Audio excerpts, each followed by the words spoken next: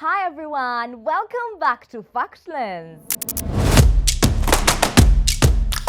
Please note that this episode was meant to be published before the election, but a day to the election, the government of Uganda shut down the internet and kept it off till long after polling and declarations were done. Nevertheless, let's get started. We are getting very close to election day and it's like viral misinformation is on steroids right now. We bring you a special Factlens bulletin focusing on viral political misinformation spreading across social media during these last days of the campaign. Here are the top misinformation stories this week. Did Larry Madowo criticize Bobi Wine and even endorsed Museveni? Anita Among claimed Teso supremacy and even bragged about her power. Did Matembe ask Bobi Wine for money so she could vote him? A UK court disqualified Ssenyonyi from the election. And a claim that brings Elon Musk into Uganda's politics. Stick with us and we'll give you the facts. A viral video circulating on X is claiming that CNN senior journalist Larry Madowo publicly criticized Robert Kyagulanyi, also known as Bobi Wine, and endorsed President Yoweri Kaguta. The post uses a selfie-style video of Madowo recorded inside CNN offices and pairs it with a long political statement attributed to him. But our fact check finds that this claim is altered and misleading. We began with verifying the source of the video. Reverse image and video searches traced the footage to Larry Madowo's verified TikTok account, where it was originally posted on November 21st, 2025. In the original video, Larry Madowo is speaking in Swahili, not English, and the message is directed to Tanzanians. He is thanking them for support given to CNN. There is no mention of Bobi Wine, President Museveni, or Ugandan politics of any kind. Next, we checked the political statement attributed to him in the viral post. We searched across credible media outlets, his verified social media accounts, and past interviews. None of the quoted phrases, including claims that he criticized Bobi Wine and endorsed Museveni, appear anywhere in his public record. We then analyzed the audio. The viral version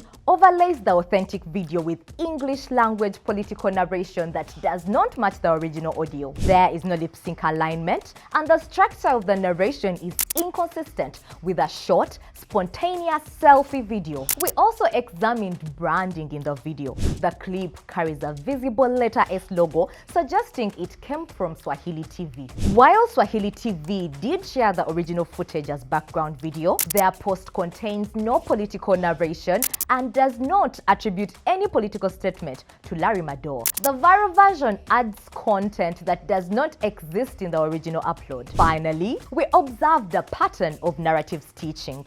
The same footage has been used on TikTok alongside unrelated Luganda commentary, falsely implying that Larry Madowo criticized Bobi Wine or shifted political allegiance. This is a known disinformation tactic, combining unrelated clips to manufacture a political message. Authentic footage can be weaponized. A real video does not automatically mean a real message. Here is how to spot misconceptualized video content. Verify the original source of the clip. Check whether the language matches the claimed message. Be cautious of long political statements paired with short selfie videos. Look for lip sync and audio inconsistencies. Question claims of endorsement that lack direct quotes or credible sources. A viral video shared on X is claiming that Uganda's Speaker of Parliament, Anita Among, described herself as the second most powerful person in the country and said that people from Teso are smarter than any other tribe. The clip is labeled breaking news and framed as though these remarks were recently made during a parliamentary sitting.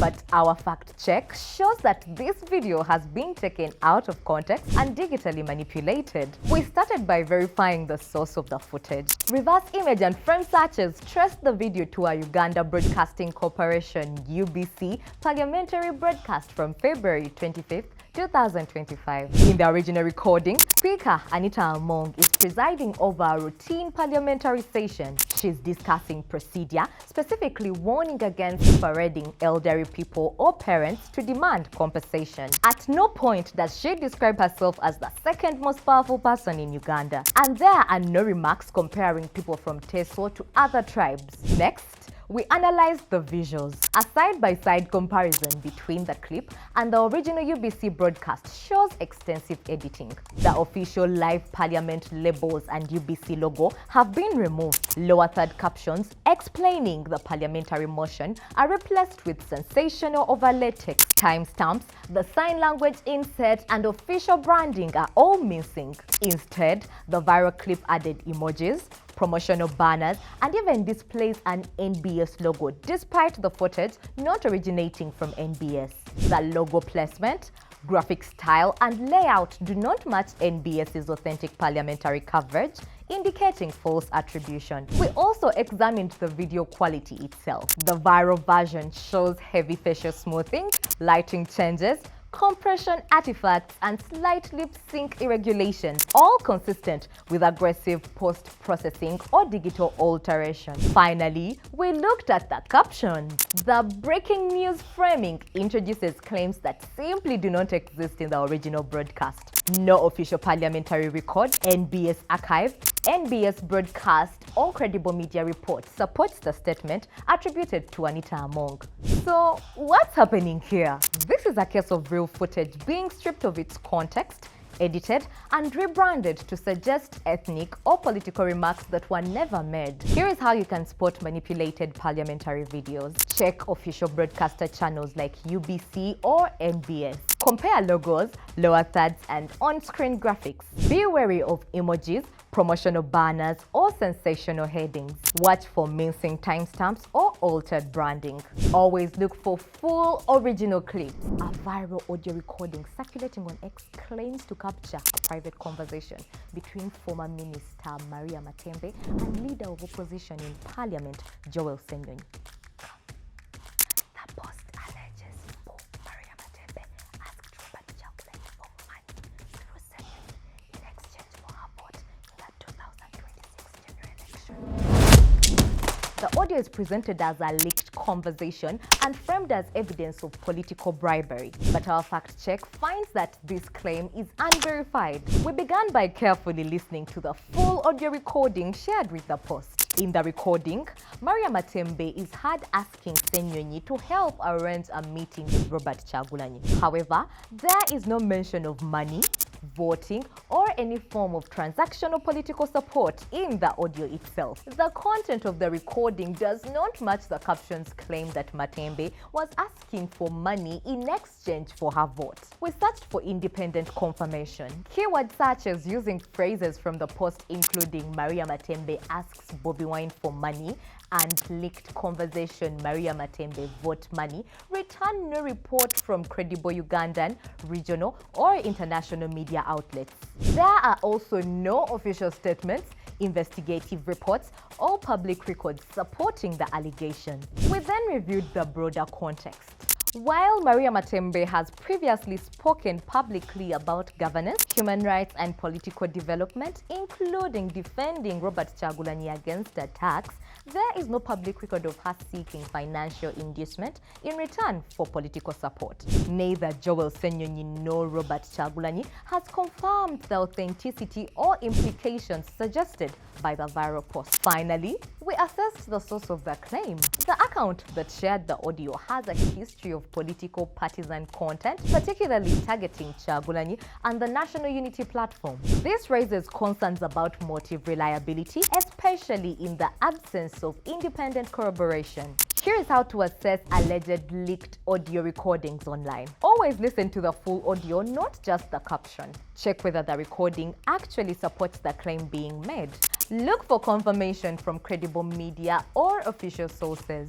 Be cautious of political leaks shared without evidence. Consider the track record of the account sharing the content. A viral post circulating on X claims that a United Kingdom court has disqualified the leader of opposition in Parliament, Joel Ssenyonyi, from contesting in elections over alleged lack of academic qualifications. The post, shared as breaking news and paired with a professional portrait of Ssenyonyi, suggests that a foreign court issued a ruling with direct consequences for Ugandan elections. Our fact check finds this claim to be fabricated. First, we examined the legal plausibility of the claim. There is no court known as High Court of the UK with authority over Uganda's electoral process. Under constitutional and international law, courts exercise jurisdiction only within their own sovereign states.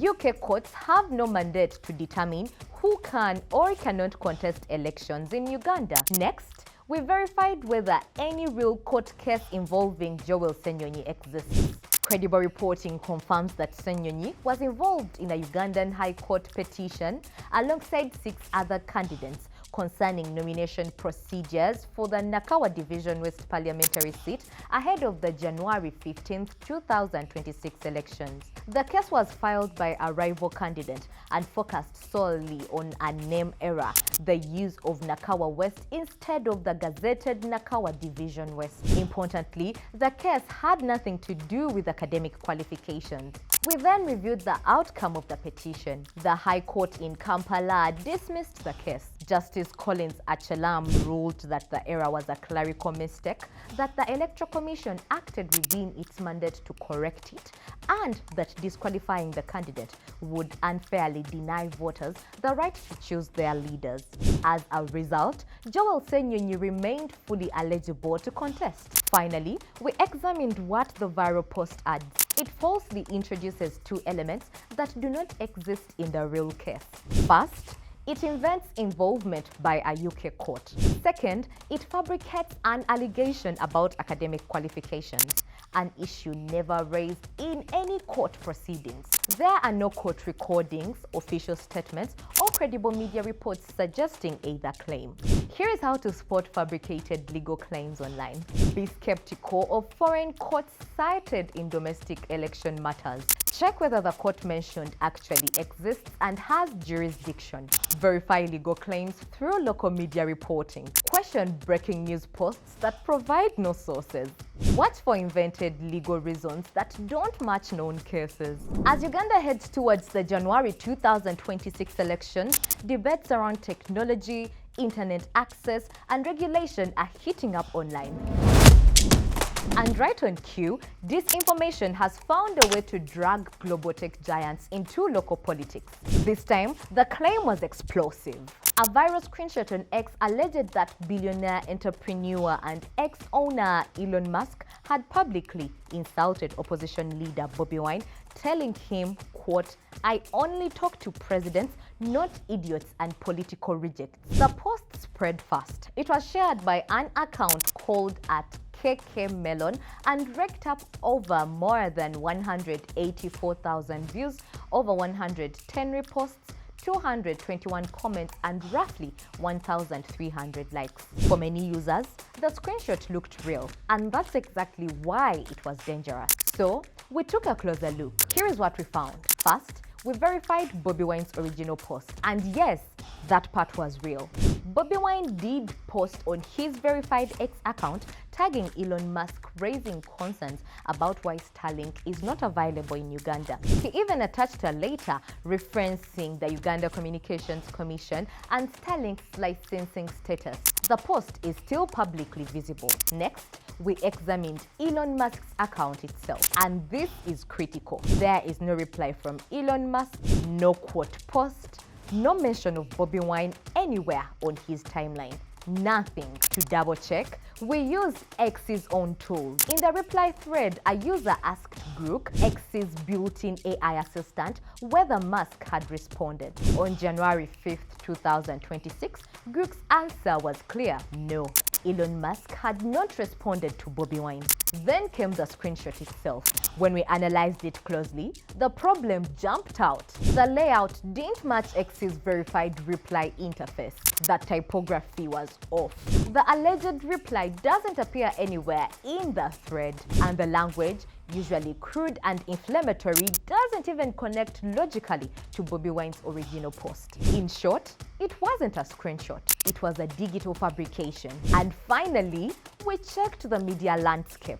No single credible international or regional media outlet reported Elon Musk insulting Bobi Wine. For a figure of Musk's global stature, that kind of exchange would have made headlines instantly if it were true. So, let's be clear. The claim is fabricated. Elon Musk did not insult Bobi Wine. There was no exchange. The viral image was fake. That was all we had time for in Fact Lens this week. But remember, don't fall for Wolokoso. Always top and verify before you share. I am Divine Masi Nalwanga, and as always, stay curious, question everything. See you next time. Bye bye.